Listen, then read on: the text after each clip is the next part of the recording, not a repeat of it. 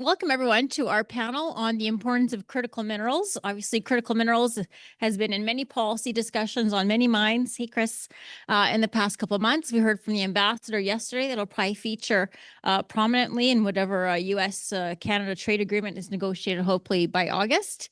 But there's lots to talk about, certainly in this region, on critical minerals and how we continue to closely collaborate. So I'm delighted to welcome, starting on my far right, Michael Gehring, the President and CEO of the Mining Association of BC, Alexis Siegel, the Head of Government Relations, Corporate Affairs and Communications for Glencore Canada, Matt Vincent, the Executive Director of the Montana Mining Association. Got some hometown cheers out there.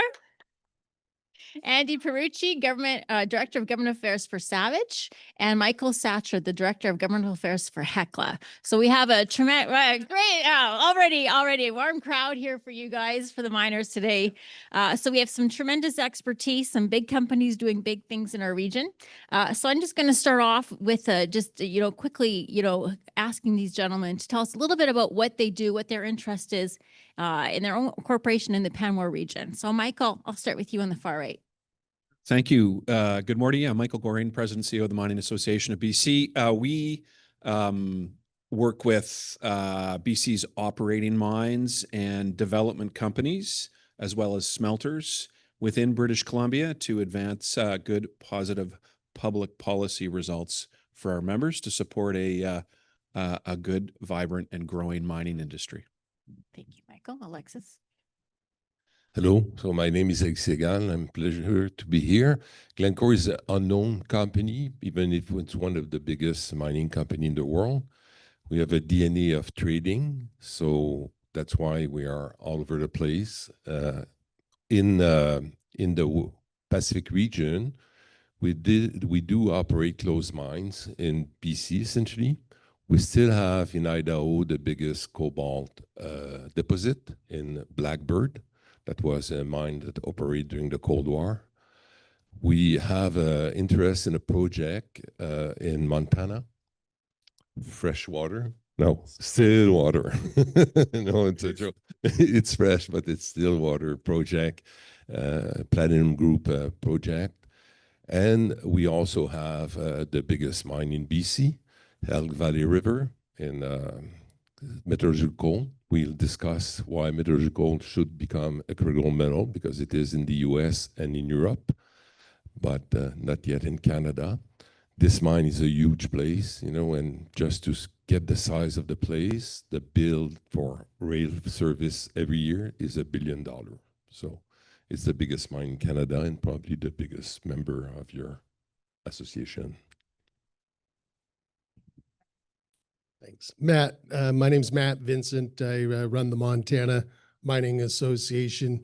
We represent all mining in Montana with the exception of the open pit gravel cut and rock products, but certainly might take those on too, given that we're all miners of one stripe or another. Our mission is to protect and promote responsible mining in Montana. Montana is the treasure state. Our state seal has a miner's pick and shovel on it, and our motto is Oro y Plata, Spanish for gold and silver. So very much part of our heritage, part of our present economy, and up to us to continue to make it part of our future as we grow. And I think just maybe a testament to our mineral resources. We have Glencore, Hecla, and Savage all part of our mining industry in Montana. So. And Oro y Plata are doing quite well these days. Yeah. Andy? Awesome. Yeah, well, Savage, we're a privately held, family-owned business with 5,000 team members spread out across North America and in Saudi Arabia. We are a global logistics and supply chain company that moves and manages what matters most so our customers can power our lives, feed the world, and sustain the planet.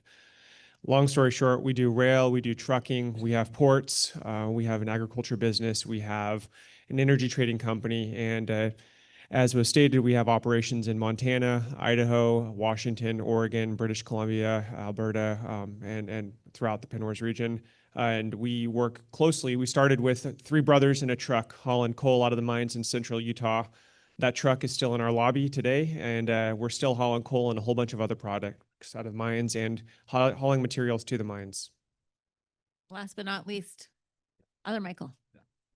Well, good morning, everyone. Thanks so much for being here today for this discussion on critical minerals and materials. My name is Mike Satry. I'm the Director of Governmental Affairs for Hecla Mining Company. Hecla is a 134-year-old American mining company, and we're based in North Idaho, got our start in the Silver Valley in the late 1800s, and we're still operating a mine there today, a mine that we've operated for over 60 years.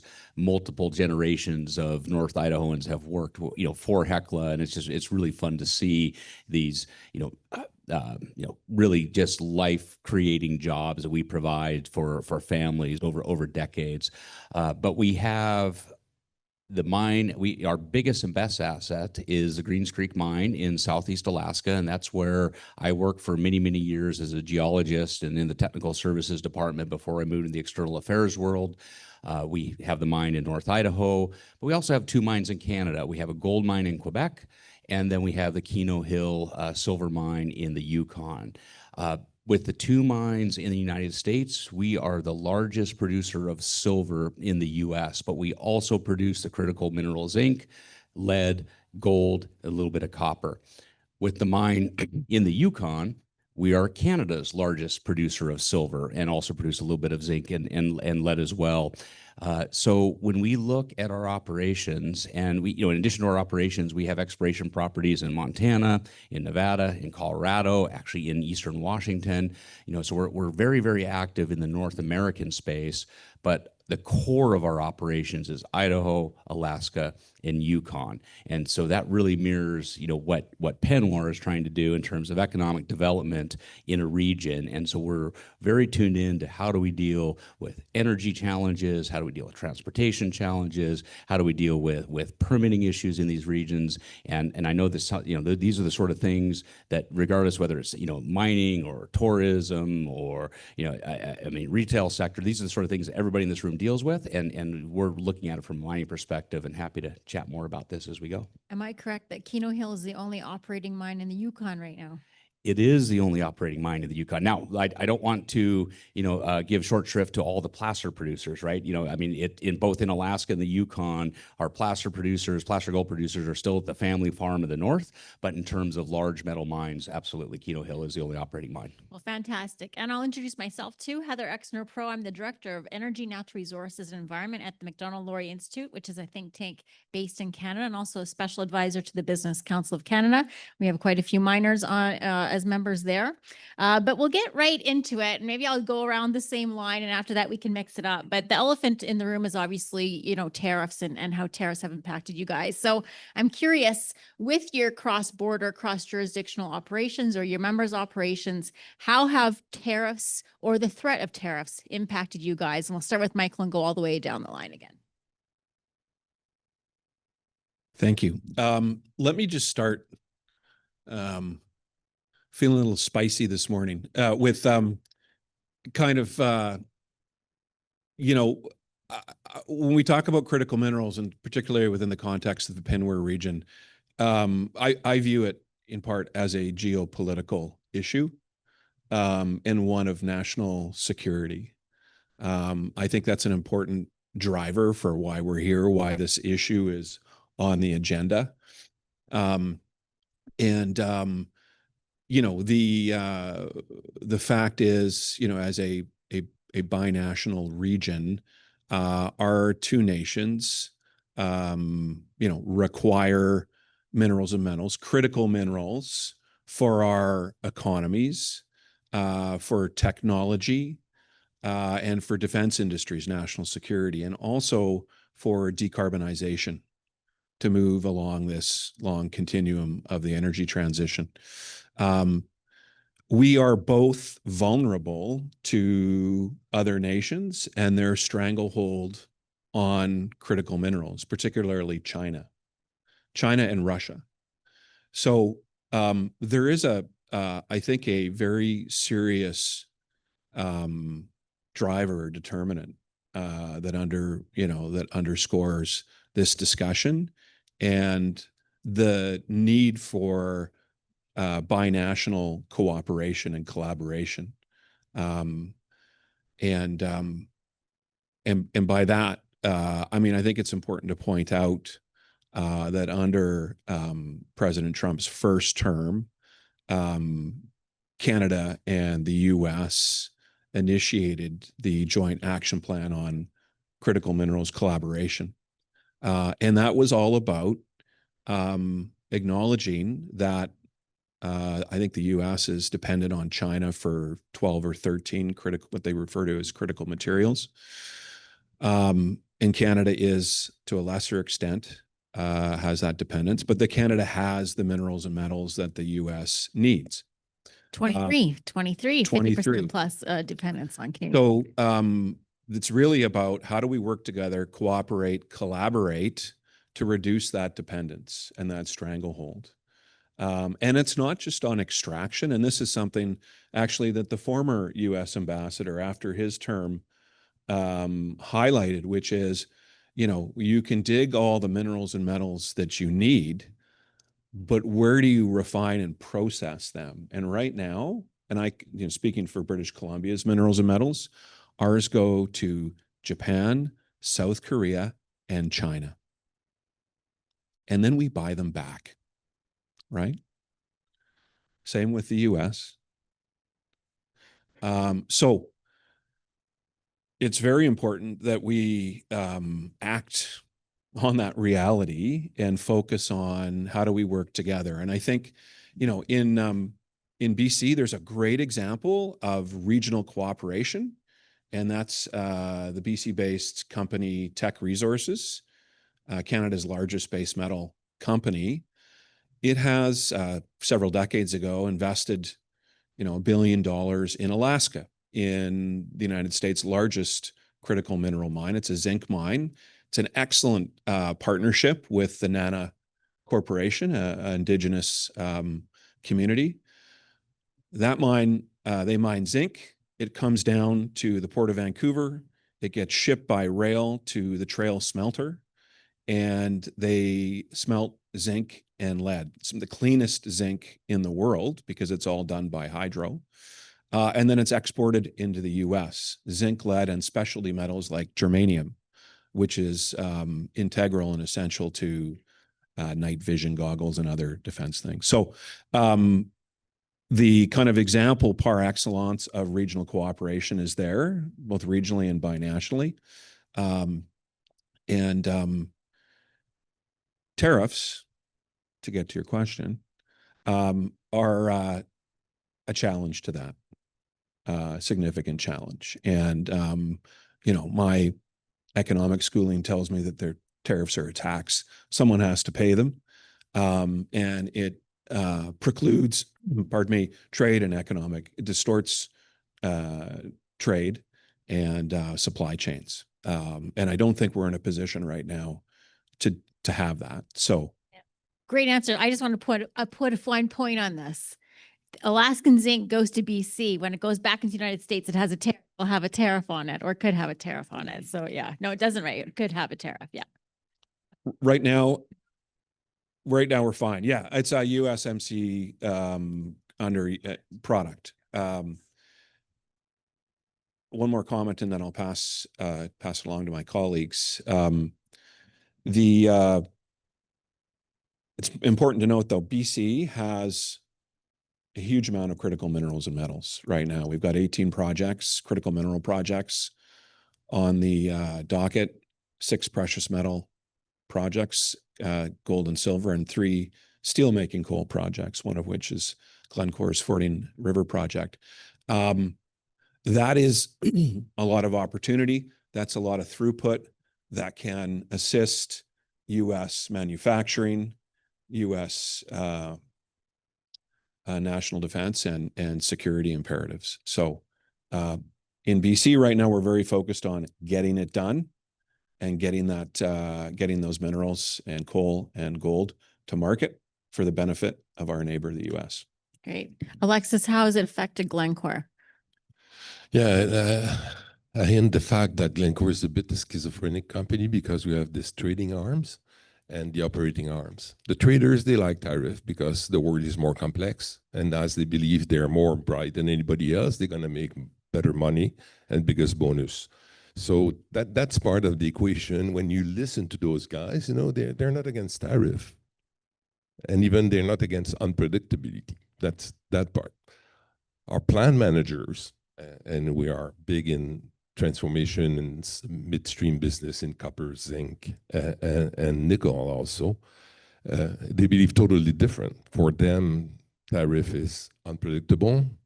It slow down investment because you don't know if you're going to sell the stuff or even if you can get the stuff because, you know, and it's a bit east for here, but we import nickel and copper from USA mines. Then we produce the nickel, we produce the copper and sell it back. So the same story that tech and the zinc is applied for the rest of the country. So that's why, you know, I think the tariff are there. It's I don't believe that we can rid of it. What is the most important is that Canadian tariffs are lower than the competition. That is really what we need to focus on. And we need also to be very careful as Canadians to not impose counter tariff that could be even more damaging than the tariffs themselves. So we need to tread carefully on that and make sure that Canada is seen as part of the North American fortress, like it was for the last 100 years. And just to point, a lot of the interdependence, you know, arisen out of World War I and World War II, and when we developed a defense supply chain together. So absolutely, the story of aluminum is super important. The Battle of England and the Battle of Pacific was won in the aluminum making in North America, in the eastern part for the Battle of Atlantic and the western part for the Battle of the Pacific. So the arsenal of democracy. yeah. On to you. How's it affecting Montana miners? You know, right now, it hasn't been brought to my attention on how it's materially affecting any of our operators. I mean, defer to what Alexis said and what Mike might have to say. I think for the most part, the companies that are operating in Montana have known these things were coming and have probably been hedging their bets a little bit to stock up on what they need prior to any tariffs going into place. So I know we've also paid attention so that we can weigh in on things that may very material affect us, like the 232 trade investigation on copper refining. There was a suggestion that there might be a way to kind of spur investment in domestic copper refining and processing would be to put a ban on the export of copper concentrates, domestic copper concentrates. That would be beyond chilling for the industry because right now the United States doesn't have anywhere near. I mean, we have enough refining and processing capacity to barely serve the few mines that happen to own those that are just for those individual operations. If you were gonna put that across the board, you would see a lot less copper production. And so but the premise makes sense. I mean, that's how you drive investment in domestic mining and refining is you incentivize or penalize doing otherwise. And so we're just not there to where we can do that yet. And I think, you know, back to where Michael opened this up, we just have a lot of reason to collaborate as we have been over the last, you know, century or more in a lot of regards. And we got a lot of opportunity to expand where we've been. The ambassador, Hoekstra, Ambassador Hoekstra had a good way of putting it. You know, we need to improve and update what we've been doing, and I think we need to keep an open dialogue and an open mind on how we do that. But if you look globally, a little indication of how how much we have to gain here is just natural resources in general, including oil and gas. The United States is second to Russia in natural resource potential. Canada is number 4. I think Mexico and Greenland are in the top 20 on minerals. So we have got a real good potential if we pool our resources and coordinate and collaborate on trade and mine to consumer supply chain of being able to produce everything we have and wresting the control that the People's Republic of China currently holds over minerals. I would argue, I mean, Michael talked about all of the different things that minerals and critical materials are important for. I would say there's nothing more important. I mean, we've had the Stone Age, the Bronze Age, the Iron Age. I would argue that we are squarely in the materials age now, and minerals produce every material that is necessary, whether it's for technology, healthcare, defense, you name it. We have to be working together to leverage all of the strengths that we have across our two countries. And Penwar happens to probably have a higher concentration of the minerals aspect of those materials than the full countries of Canada and the United States combined. I always like to joke also, the oldest profession is probably mining, if you think about the Stone Age as mining. Andy? Yeah, so I think that this tariff conversation from a business perspective is based more in reality than it is from a government to government perspective. I mean, you look at this panel, for those of us that represent business, we're heavily invested both in the US and Canada. Capital flows across borders because it makes rational sense to do so. And it flows when it makes that sense. We haven't been impacted terribly by tariffs yet. And that's partially because most of the tariffs that have been discussed haven't been implemented. And those that are discussed, and even some of those that have been implemented, have continued to exempt USMCA products and goods. So as a company, we're looking more towards the USMCA reauthorization next year, because that's really where the rubber is going to meet the road, and the impacts can be felt pretty broadly if that is not put into effect. And so costs go up definitely when there's tariffs that are discussed, even when they're not implemented but discussed. That's a reality, but we've built that into our plans. It's had more of a chilling effect on the banking industry, and so it's a little bit harder to tap into capital because people are in a wait and see mode. But for companies like those of us represented on the panel today, I think we're in the long business planning process, and so we make long-term strategies and long-term investments, and this seems to be more of a short-term bump in our long-term bilateral relationship. So if you had told me a year ago that I would be spending all my time on tariffs and global trade, I might have laughed at you, because permitting efficiency and litigation reform was always high on our list. But here we are, and I start my day each morning over a cup of coffee looking at the latest news from DC and the latest news from Ottawa on what's happening on trade negotiations. And as a company that operates in both the US and Canada, this, that whole conversation is very, very near and dear to us. And, we haven't seen a lot of, short-term impacts yet, but we're looking at what those long-term impacts are going to be. As the elections conclude in the United States, last fall, our procurement folks really, said, hey, yeah, tariffs are on the table. Let's get ahead of it. Let's make sure we've got things coming in our supply chain that, we can make sure we can insulate ourselves from tariffs. So, for the short term, for this year, we're in a good spot, but we're very curious what's going to happen long term, because any tariff, it ultimately is an increase in our costs. And when we sell our concentrates on the global market, we cannot pass those costs on to a consumer. And when you look at what's happening between the US and China, I mean, even, simple things like grinding media for our ball mills, the best steel balls in the world come from China, and there's no other source. We've tried, and so we're just going to have to absorb that tariff cost on our grinding media in all of our operations going forward. So, from a supply chain, we know there will be an increased cost because of tariffs. But on the sell side of our business, that's really where we're concerned. our concentrates that we produce in North Idaho all go into Canada for processing. It's a nice short, couple hour truck ride from North Idaho to the trail smelter. We have a great working relationship with Teck.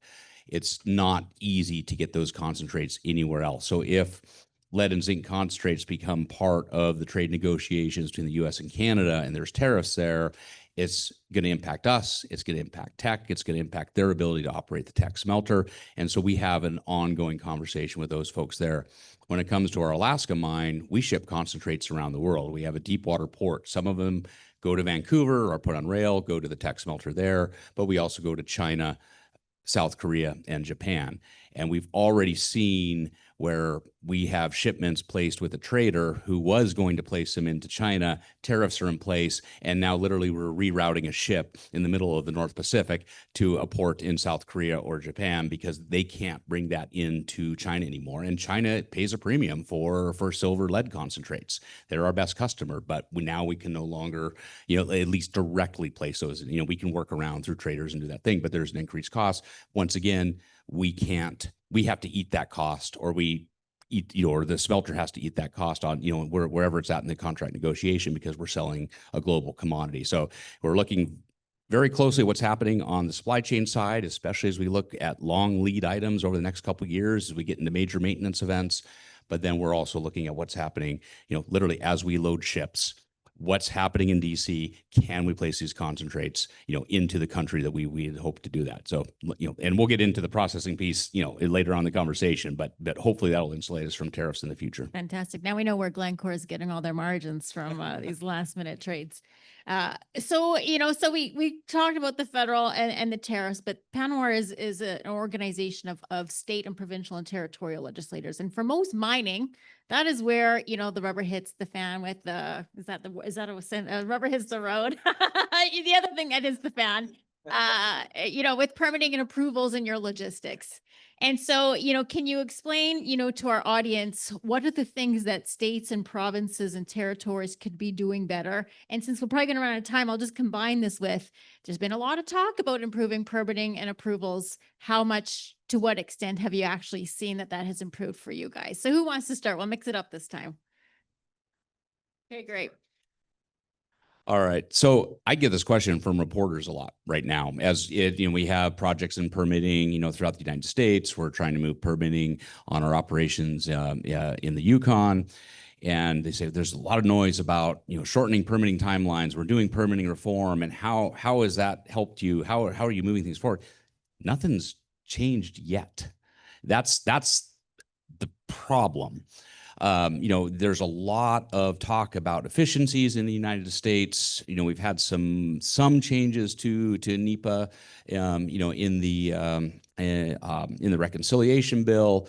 But ultimately, when it comes to the statutes and regulations from the U.S. federal government, nothing's really changed. Now, we have been able to put some projects on White House priority lists and put it on the Fast 41 transparency list. We get Fast 41 covered projects.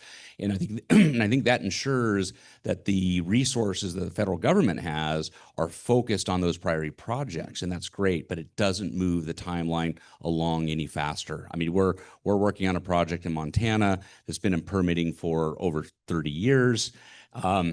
We've narrow the scope of it, but we're still, for the exploration project we're trying to do, we're 3 years into permitting that, and we're hoping to get a record of decision here in the next few weeks. Well, actually, we have the draft. We're trying to get through the objection process.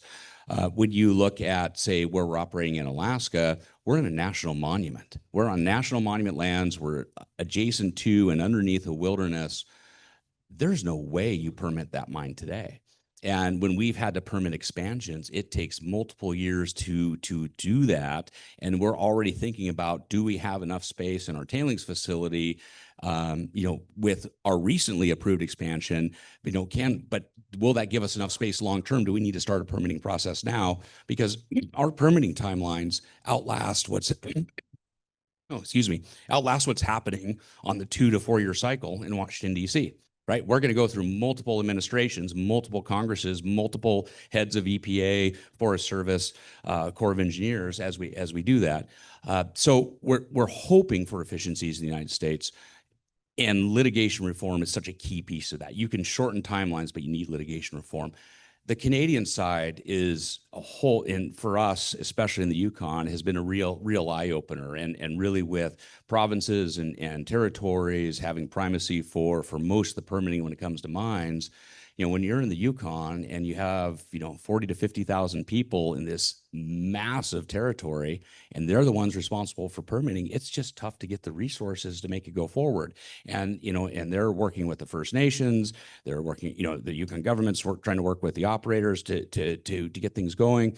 And resource challenges are, from a personnel perspective, they impact private industry, they impact the government. And so it's a very, very long timeline there. And we're hoping that as we move through and do changes to the Quartz Mining Act, changes, into the land use planning process, that we're able to find efficiencies, but there's definitely no shortcut. It hasn't changed overnight. Andy's going to jump in. We'll have the whole airing of grievances from everybody. Yeah, well, and I think something that's much more pressing for U.S. policymakers to pay attention to right now, in the proposed EPA budget, there is a drastic cut to the grants that are given to states. So I've been talking to a couple of DEQ heads around the country, and they're only starting to realize what that would mean. For one state, it meant 65 full-time employees at the state DEQ would lose their jobs.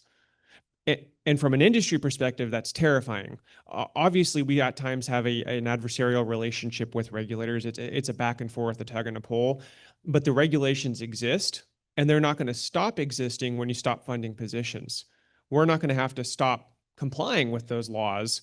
We're just not going to have people to work with to try to get the permitting necessary in order to actually move forward with our projects.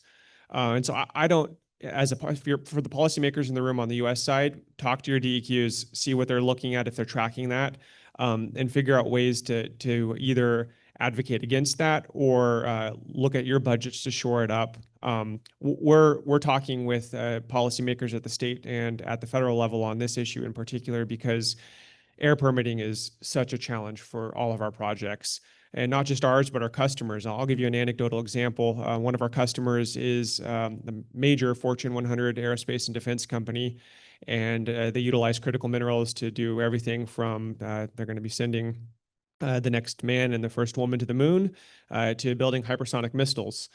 They got an air permit to develop a nozzle for a hypersonic missile, and some demands based upon customer needs made them have to shift this project to another location in the exact same airshed just down the road. That process to get the air permit took a year. They're required to get another air permit, even though it's in the same airshed. It'll take another year. We can all agree that hypersonic missile development is important. We can also agree that air quality is important, but when the work has been done, do you really need to duplicate the work for the exact same results, but just push it out another year?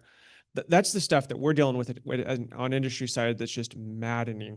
And it hasn't changed yet. There's a lot of talk about changes, and there's some spot changing, but it's more for those that are the most connected and can get access to that change. It's not for industry writ large. I'm really hopeful about the new legislation that was passed in Canada. I'm curious to see how that actually rolls out and what projects are listed as projects of national interest. And I know that there's some controversy amongst the provinces and First Nations on that, but it's something that industry is watching, because anything that can help move projects forward at a pace that's rational. I mean, it shouldn't take 30 years to get a project permitted. Thank goodness you guys started this 30 years ago. Like it's a problem, and it's a problem not just for the mining aspect, but the midstream, taking it from the mines and getting it to where it needs to be refined, and then the end user. Every single phase of the critical minerals process is facing challenges from a permitting perspective, but we're hopeful because everybody's agreeing that we need to see some changes. You made great comments. I just want to highlight one of them is this idea of, the spot or those who are well connected or lobbying, getting, and that's what we may see with the national projects. The C5 in Canada is okay. If you get on the list of the 5 or 6 national projects, you'll have an easy road. What about the 100 projects that have been waiting, in line for decades? Shouldn't the regulatory process be easier for them too? So I think we want, the systemic change, not the, pick and choose. Yeah, I think we're talking about the right things at the federal level in both countries, but as far as any tangible action that is, indicated there's been an improvement or a reform in permitting that makes any difference, we're still waiting on it. I mean, Mike's project it's absurd. I think, in Montana in particular, arguably one of the tougher jurisdictions to get a new or green field mine permitted. We just had our Black Butte copper project. That's a Australian company that's invested into that. Took them 14 years to get the permit. And if you count the early stage exploration that doesn't normally get added into that whole permitting cycle, it was closer to 30 years. And it's the first major mine permit awarded in the state of Montana in 30 years. Even getting amendments passed to existing mines is ridiculously difficult. One of our longest, in fact, the last major mine to receive a permit prior to Black Butte, which is still looking at about 2 to 3 years before they're in production. They just went through with a major amendment. It's on Forest Service land. It took them almost 4 years to get their permit on the environmental impact statement, and the Forest Service was bragging that is the fastest they have awarded a EIS permit in the last 20 years. So yeah, things are not adding up because we are having some conversations to try and put some critical minerals, including rare earths, into the hands of our Department of Defense to meet their needs. And they're telling us that worst case scenario, we need these materials within 2 to 3 years. It's taken longer than that just to update an EIS. I think we have a problem. We do have a problem. Is it any better on the Canadian side? Well, 30 years, I thought we had it bad. Speaking of the moon, like how long did it take to put a man on the moon? Anybody? 8 years, right? That puts it in context. There's no regulator on the moon. That's crazy. That is crazy. In Canada, generally 10 to 15 years. In British Columbia, 12 years. For the past 5 years, our industry in British Columbia has been engaging government continuously, and we've received a lot of aspirational talk, very little action. However, I'm pleased to report that we are in a different place in BC. There has never been more political willingness to reduce permitting and authorization timelines for major mines. And that is now starting to make its way into action. There have been, there's early indications in terms of within the public service, how they're organizing themselves. There is a working group between senior public servants and subject matter experts in our industry that are looking at what the roadblocks are and how do we get around those. A Bill 15, which is called the Infrastructure Act, it's a provincial law now, and it's aligned with what was Bill C5, Canadian piece of legislation.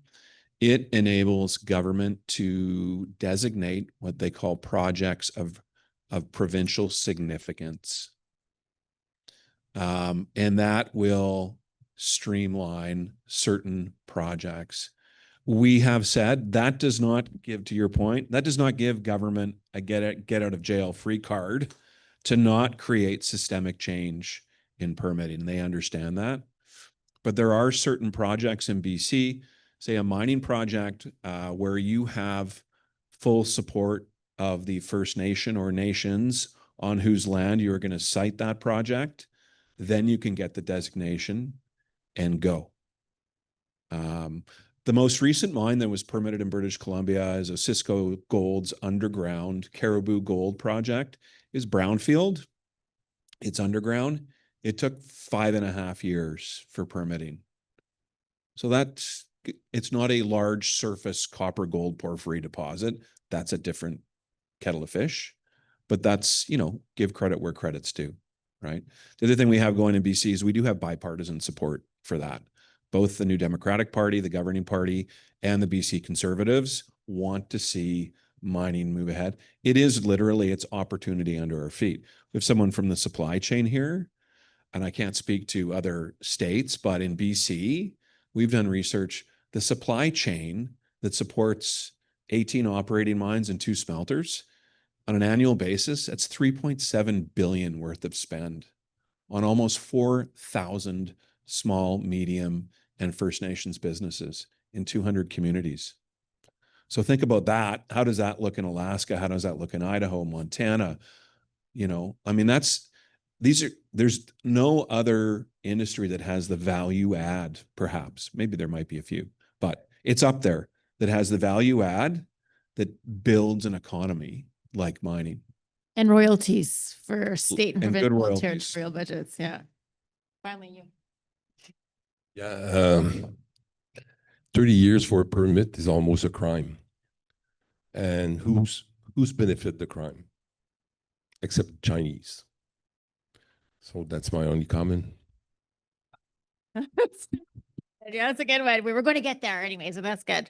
Okay, and it was brought up yesterday, I think, with the gentleman from Silicon Valley, but so we do have a crunch, and people are interested in recycling and byproducts, and maybe using tailings. So these all sound like great ideas in theory, but I know it's a bit harder in practice. So what are the challenges to doing more recycling or using byproducts from tailings? And is there anything that local state, provincial, territorial regulators could do to help you guys to realize that potential?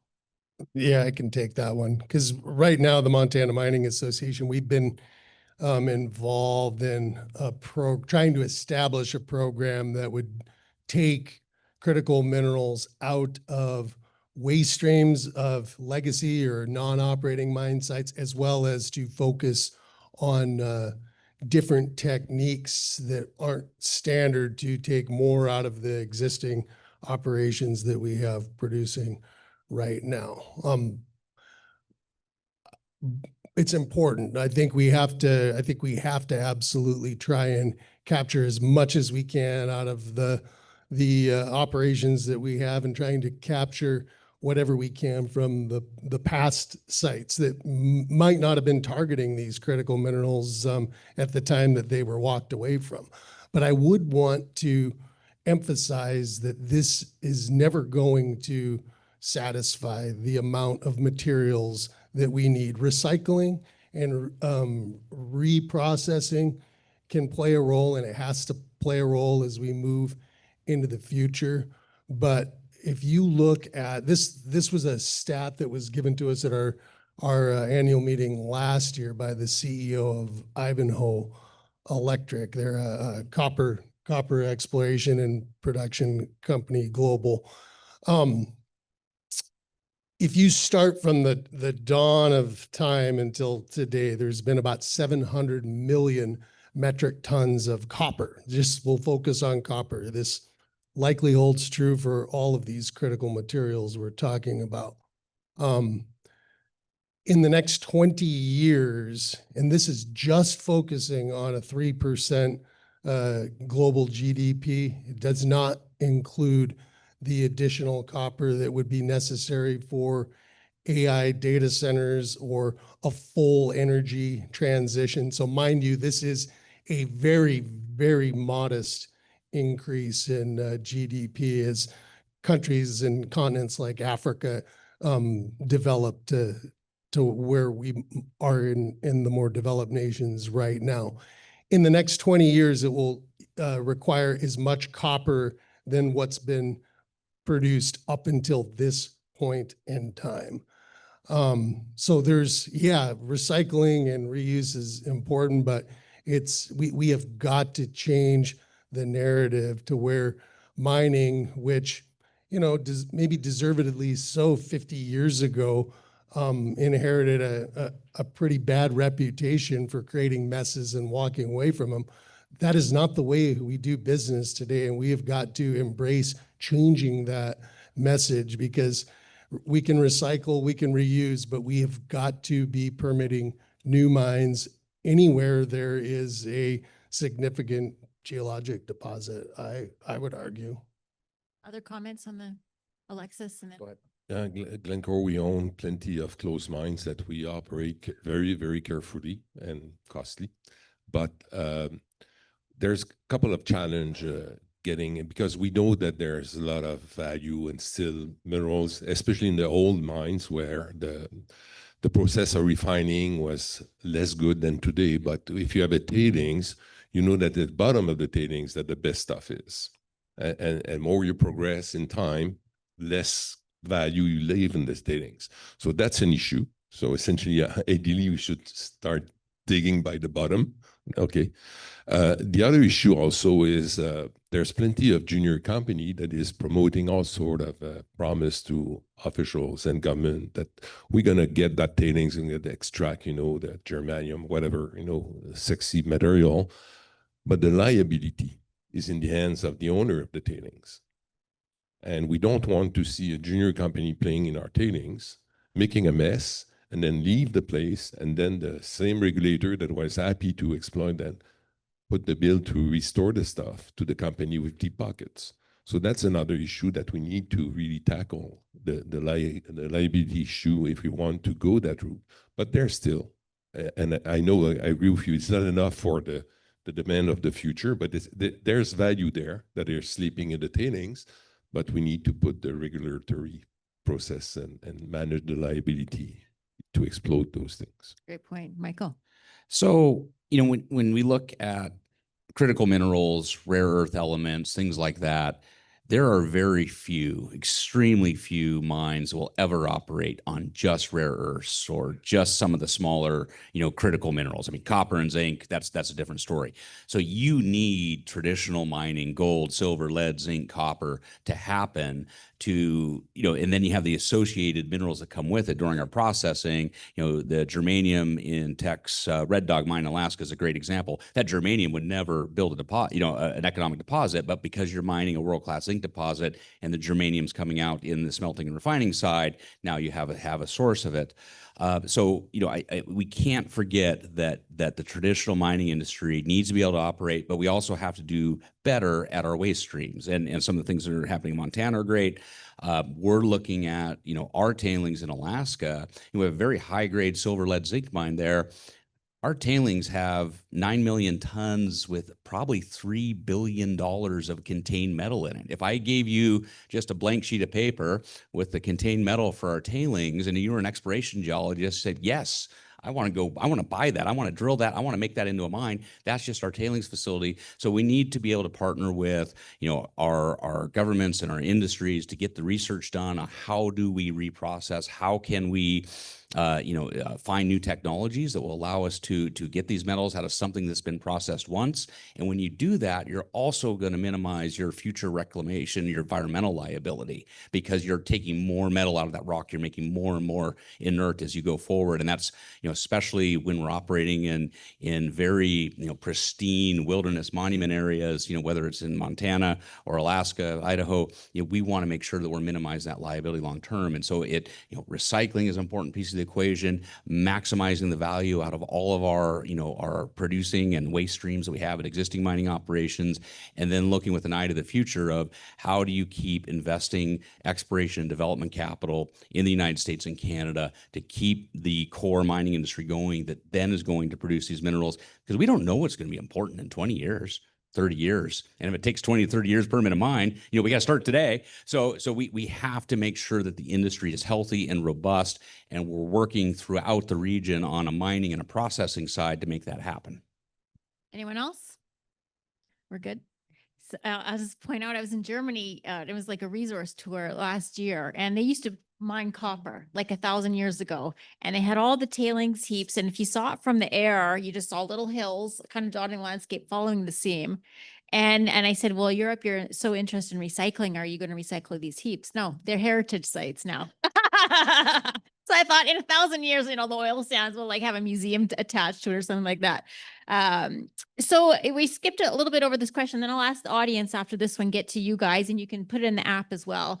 But we've spoken a lot about energy at this conference, and we see the demand that's coming from AI. We know that there's scarcity for residential consumers, but you're in energy intensive industries, not least if we want to process and smelt more. So what are your challenges, and also transportation, because you have challenges there. What are your challenges on the infrastructure side?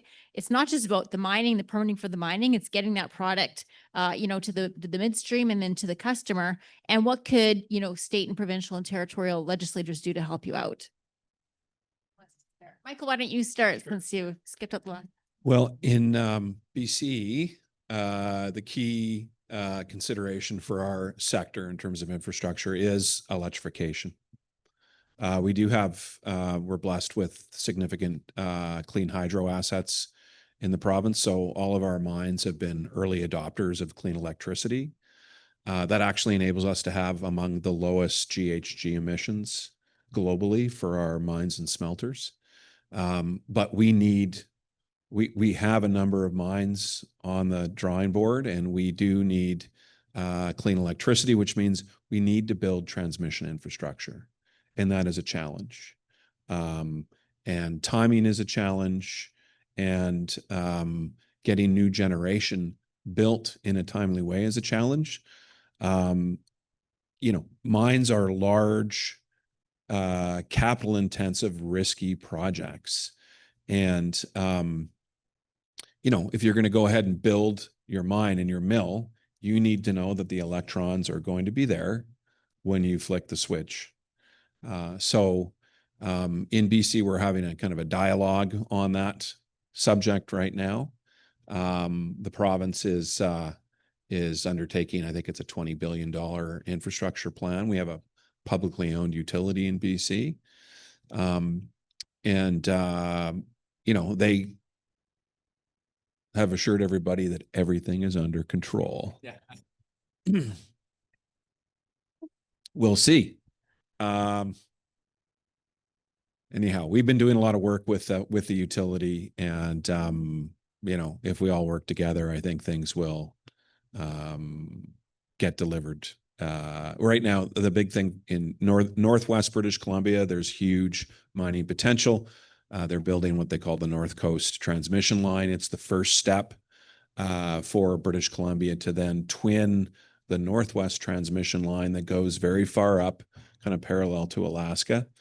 There's also a plan right now for the Yukon that the Yukon is pushing. They've identified sources of generation to build a 500 kV transmission line from Alaska down to Smithers, British Columbia, as a kind of a nation building project. So we'll see where that all goes. But I just talked to them about it yesterday. I was going to ask you what the Mining Association thought of that. So if you're bullish, if there's generation in the Yukon, that changes, that would be helpful. The game. Yeah. Because right now you've only got the casino mine that is hoping to open. There's 50,000 people who live there. That's a $10 billion transmission line, say 15 when all is said and done, in the modern age. So how do you pay for that? Right? You need economic activity, you need load and generation to come back down into British Columbia, Washington, Oregon, in this regional system. $15 billion transmission line. Something like that. Ouch. It takes 29 to be exact, years to get a new mine permitted from early stage exploration to production. Probably doesn't take a hell of a lot shorter amount of time to permit a major transmission line.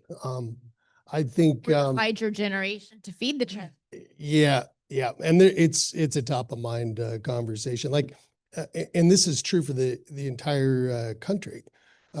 Canada still has some very important, significant refining and smelting capacity, but the United States systematically shut down and offshored what was the world's largest ecosystem of refining and smelting over the last 40 years. I mean, Montana individually had dozens of processing facilities, smelters for copper, zinc, lead, aluminum.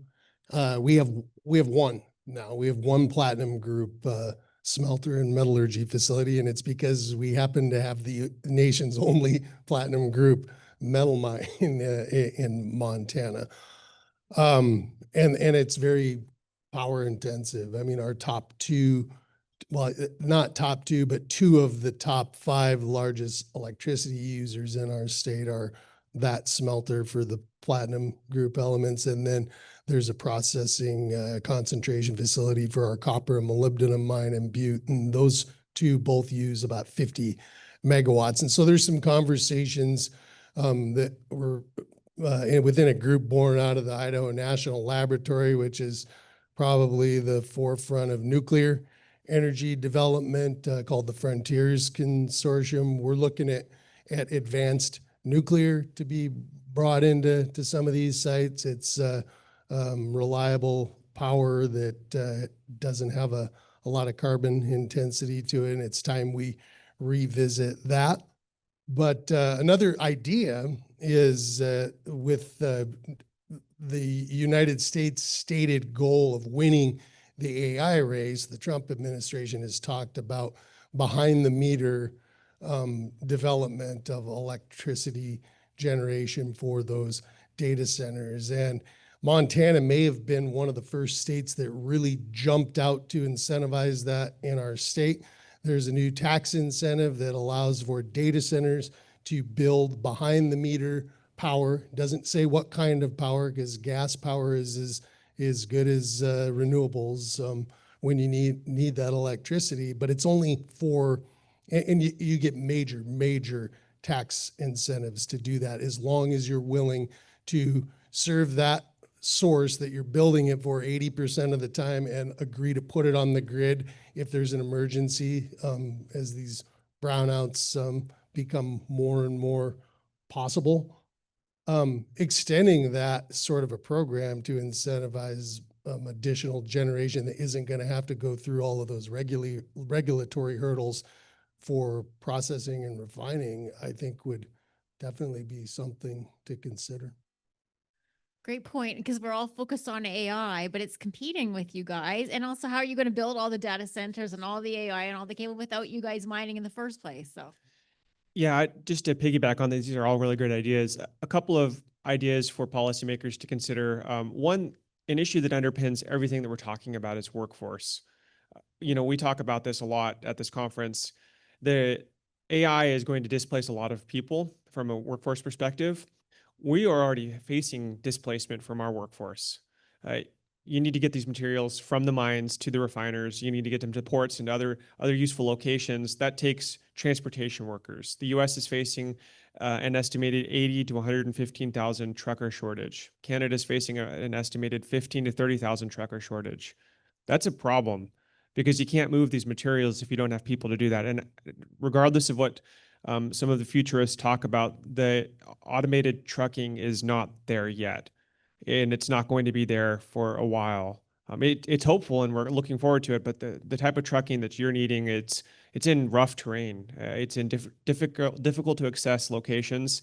But it's a really ideal job from a trucker's perspective, because you can clock in, run your shift, and you could be home at night with your family.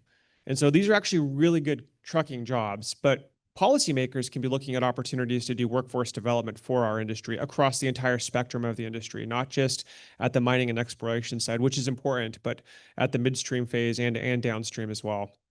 Another area, this is a really capital intensive process, and there's a lot of risk associated with it. 30 years to get a permit, unknown amounts of litigation.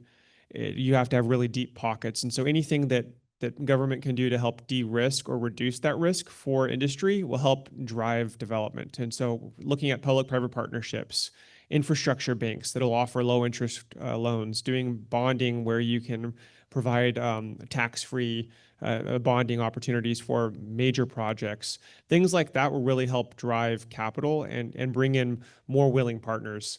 Another opportunity is to map critical minerals, use public resources and public institutions to map critical minerals and other opportunities, and then provide that information to industry. If we're not doing it, other people are going to be doing it. We're hearing reports of Chinese agricultural buyers that are requiring farmers and ranchers to provide them a minerals map of the land that they are utilizing to grow the produce and to raise the cattle on, which is giving the CCP literally a minerals map. They don't need to understand the critical minerals for the feed that is it's providing them the cattle that they're buying, the beef in China, but it's a whole of government approach. And so we need to wake up and realize that our geopolitical rivals are using a whole of government approach, and there are things that we need to do to help be more competitive. Great. Anyone else? Yeah, quick anecdote to put some lights on it. I was discussing with an elder of the Cree Nation, Northern Quebec, after a meeting with geologists, and he said, "You're a geologist, you talk about resource, reserve, deposit, but we look at that for the last 40 years, and mine appear where infrastructures are, not where deposits are." Such a great point. Did you want to add something there, Mike? I just a point when it really comes to maybe the theme of the session, and when we're looking at energy, is that we have to stop looking at infrastructure development policy, initiatives, especially when it comes to energy, when only looking at the state or the province or the territory we're operating in. I look at a map of BC mining projects, and somehow it's missing Southeast Alaska on its border. It's just BC. Look at Yukon, same thing. You look at Alaska mining projects, we forget about Canada on the side.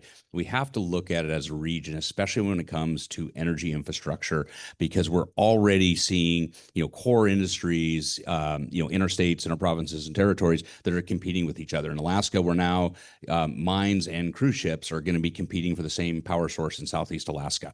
And if the mines lose, we'll be burning diesel while a cruise ship's plugged in. We should have enough energy for both. We have the hydro. Let's look at examples like Kitimat, where you've developed this hydro facility, aluminum's coming in from around the world, being refined there and then shipped out, into the global trade. But you have cheap, well, it's now cheap. It was very expensive to construct, but now it's cheap. But we have the ability to hopefully, utilize our hydro resources in Southeast Alaska, in BC, connect the Yukon. Energy is a massive limiting factor in the Yukon. Right now, the energy solution in the Yukon is let's buy a bunch of portable generators and plug them in the winter when it gets cold. And that's all we have. And we're not going to do additional economic development in the Yukon without energy. But we have to look at it from a regional perspective and the interconnections that are available, throughout, hopefully connecting Alaska, Yukon, BC with the energy grids in the lower 48. Great points. Now I'll turn it over to you. Does anyone have any questions for these gentlemen? Right here. Thanks, Steve.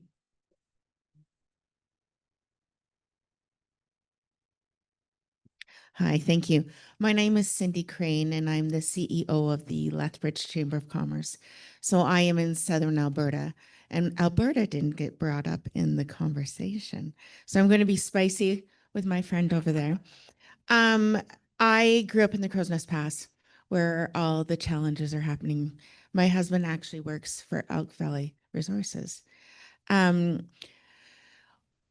It's been encouraging to hear what Montana and Idaho has been doing, because striking that balance between mining and agriculture, because that is the big conversation of the day in Alberta.